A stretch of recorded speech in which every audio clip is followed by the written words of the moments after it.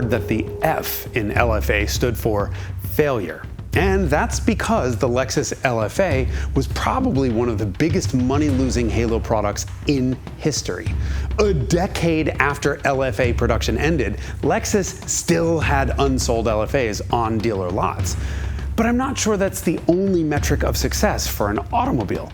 I mean, accountant weenies would say everything needs to make a profit and in this fiscal quarter. But I think that's a bit short-sighted. Come to think of it, maybe that's why accountant weenies always wear such thick glasses. Case in point, during exactly the same years the LFA was being developed, Toyota was racing in Formula One and spent many times as much on racing as it did developing the LFA. What does the company have to show for all of that F1? Well, how many people do you know who bought an Avalon just because Toyota won a Formula One race? None, because Toyota didn't win a single Formula One race. The LFA didn't really win races either, but it created two other nameplates we celebrate today, Gazoo Racing and Morizo. The fact that today you can buy a GR Toyota is a direct result of the LFA. So I say it's not a failure. I say the LFA continues to benefit Toyota. And more importantly, it benefits you and I.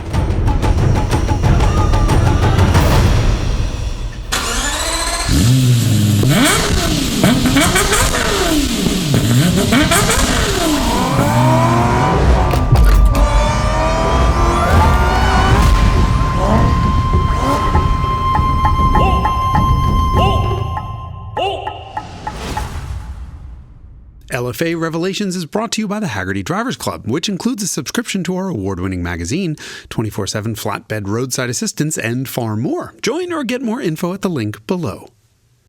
Ask any engineer what kind of car they want to work on, and the answer is going to be a supercar. And for lack of a better story, that is how the LFA's gestation began. Haruhiko Tanahashi was a Toyota engineer noted for developing the ST-165 Celica GT4, and he believed the test track at the Shibetsu Proving Ground, which had been built specifically for Lexus, would be an ideal place to develop a supercar. He presented this idea to Toyota's chief test driver and engineer, Hiromu Naruse, who agreed.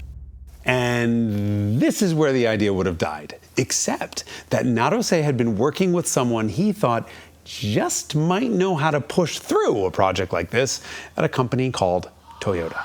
That someone's name was Akio Toyoda. If there was anyone who'd get the concept of a supercar, it was Akio. He was an enthusiast. If there was anyone who could sell it to the board, it was Akio. His name was on the damn building. And if there was someone willing to blow his inheritance on a risky project, well... Look, there's an old saying that wealth often doesn't make it past the third generation. The first generation makes the money, the second preserves it, and the third blows it all on stupid things that have no chance of making any money. Akio Toyoda's grandfather founded the company. Gosh darn it, he was going to put that third generation curse to the test. Despite not yet being a member of senior management, Akio pleaded for approval from the board to make a supercar. And his own words, quote, "At a meeting of top management, everyone argued against the LFA proposal. But Akio slowly won them over by pointing out that low-volume, high-impact cars were what forged the reputation of the most respected car companies in the world, like Ferrari. And so, the LFA project began with apparently zero financial constraints or timeline, just a commitment to build the best supercar on the planet. No shared parts with lesser cars, no committees, and no compromises." Think for a second about what the idea of no compromises means from a company with the resources of Toyota. The engineering behind this car is completely berserk. The original prototypes and show cars were famously initially made out of aluminum, but Toyota threw the whole thing out and started over. The LFA needed to be carbon fiber. Thing is, Toyota had never touched carbon fiber before. Any other company would have just outsourced the whole thing, like for example Ford did with the GT. That is all done by an external company. But that's not Toyota's style. Before cars, Toyota began as a textile loom maker. So of course, Toyota invented its own 3D carbon fiber looms, installed its own autoclaves, and taught itself how to make a car out of carbon fiber. The LFA's tub is carbon fiber, but the body panels are not. They are fiberglass reinforced sheet molding compound, aka fiberglass like you'd find in a Corvette. However, for lightness, they are impregnated with glass microballoons. Things like this, just think microscopic in size. And the reason these are used is because they take up space without adding weight. And so these fiberglass panels are 13% lighter than they would otherwise be. I told you the engineering in this car was nuts. And by the way, even though everyone always talks about the V10, the defining characteristic of this car is actually its chassis. Double wishbone suspension at front, multi-link at the rear with remote reservoir shocks and carbon ceramic brakes. This car got the absolute best of everything. And though its concept was spurred at Toyota's proving ground, it actually matured at the torturous Nürburgring, where it was tested and raced and continually improved. As such, if you remove the aero covers underneath, the entire car is a series of gorgeous aluminum structural reinforcements. It's got more braces than an orthodontist's office. Continual improvement, it's a Toyota thing. The engine was chosen from the outset to be a V10, and not just because Formula One cars of the time were V10s, but also because Toyota had decided that a V12 would be too big and too heavy, and that a V8 was too slow to rev. To develop the 1LR GUE, Toyota hired Yamaha. And don't forget, Yamaha had developed the entire 2000 GT for Toyota decades earlier, so they were used to working together. The Yamaha 4.8-liter 72-degree V10 is smaller in every external dimension than Lexus's own 3.5-liter V6, and it makes twice the power. It has 10 ITBs, titanium valves and connecting rods, a 9,500 RPM redline, and of course, like all race motors, it's dry sumped, which means it can be mounted low in the chassis. But that's not just low. That thing is subterranean. Hello? V10? The top of the engine is below the top of the tires. In fact, the LFA's crankshaft is so low to the ground that it uses a counter gear to raise it up high enough to meet with the drive shaft, which is fully encased in a torque tube that goes to the rear-mounted transaxle, which, like everything else in the car, is also mounted as low to the ground as possible. The LFA's center of gravity is just 17 3/4 inches off the ground, lower than that of the GR 86, which is especially astonishing given where the weight of the V10 is versus the 86's flat 4. And speaking of GR, it was during the LFA's development that the name Gazoo Racing was invented. Test driver Naruse entered the LFA prototypes into the 2008 24 Hours of Nürburgring race, but wasn't officially allowed to use the term Toyota Works Racing, so instead the team chose the name Gazoo. Gazoo is the Japanese word for photo or image. Gazoo.com is a website that aggregates photos, and in the 1990s, Toyota used it to compile photos of cars available at dealerships. It was a novel idea, and the team just sort of took inspiration from that website's name. The following year, Gazoo Racing entered the LFA prototype in the 24-hour race again, and this time Akio Toyoda himself was to be one of the drivers. Participating in such a dangerous event would have landed him in hot water with Toyota's board, so he pulled the ultimate Stig move. He put a helmet on and raced under a made-up name, Morizo Kinoshita. The name Morizo came from the 2005 World Expo's cartoon mascot, a cute green forest grandfather, kind and easygoing, described as having seen many things and knowing everything, but hasn't lost his curiosity. So cute. That is, in sum, where the names Gazoo Racing and Morizo came from, and which car you can thank for both of them. And now I get to do the thing.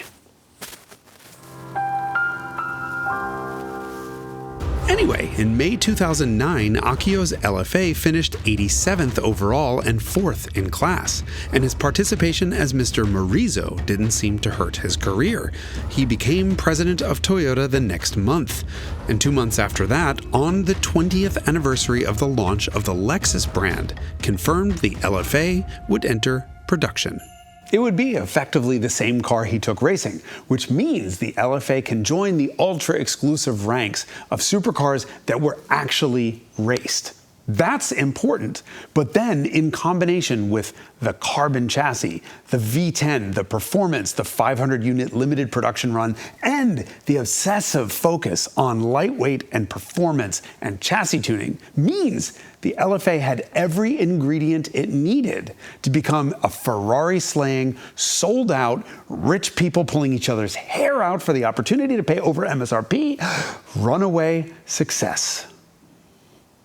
Lexus expected that, in fact, and so its sales and marketing teams conjured up a convoluted lease-to-own program to prevent speculators from flipping the cars for profit, interviewing potential buyers to ensure that it was real drivers who bought their supercar. The LFA would serve as a halo for an entire performance brand called F, with F-branded cars and F-Sport accessories taking a page right out of BMW's M. But F-Fever never happened. Unless you're talking about F-ERRARI, which introduced a dual-clutch automatic that rendered all of those old single-clutch automated manuals immediately obsolete and made this one's look even worse. To make matters even worse, Naruse-san, who had been so instrumental in tuning this car to perfection and taking it racing, died in an LFA in a horrible accident right on the roads outside the Nürburgring. And that cast quite a shadow on the LFA. The LFA's outlook was not good. Lexus had to reverse course, trying to find potential buyers for the LFA, flying racing driver Scott Pruitt around the world to give potential customers a thrill ride in the hopes they'd open their wallets. Lexus had to open its wallet to pay the car magazines to produce videos of us testing its cars. The Lexus LFA supercar has riveted the attention of the enthusiast world. Automobile and Motor Trend magazines have joined together to verify and validate the performance claims of Lexus.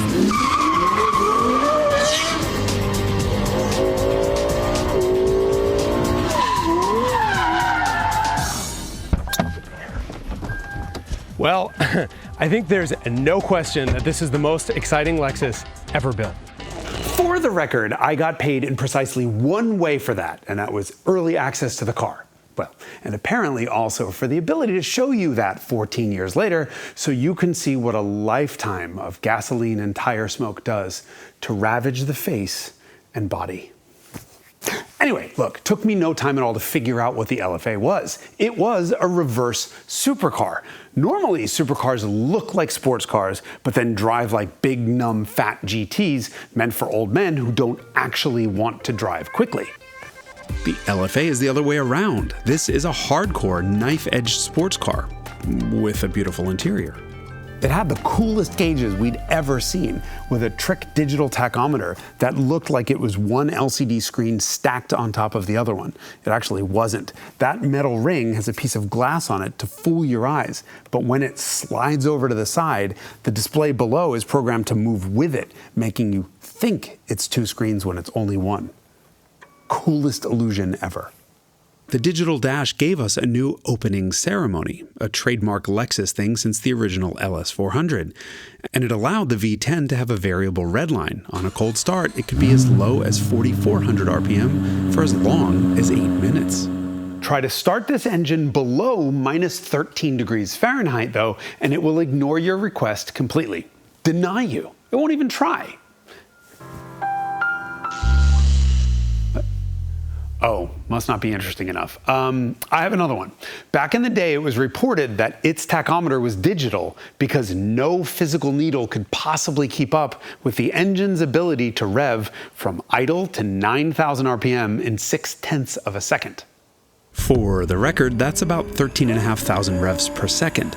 The Cosworth V12 and the new GMA T50 can rev between 2 and 4 times that quickly, and its mechanical tach keeps up just fine, so myth busted.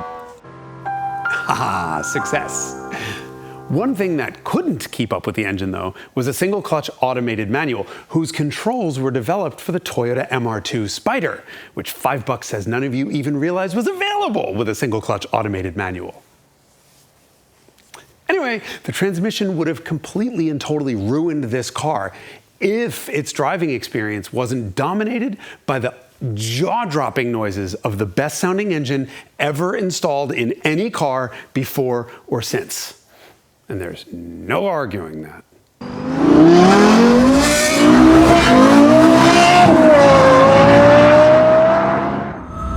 Yamaha's musical instrument division was charged with making sure that the LFA sounded as complex, interesting, and hauntingly beautiful in the cabin as it does outside the car.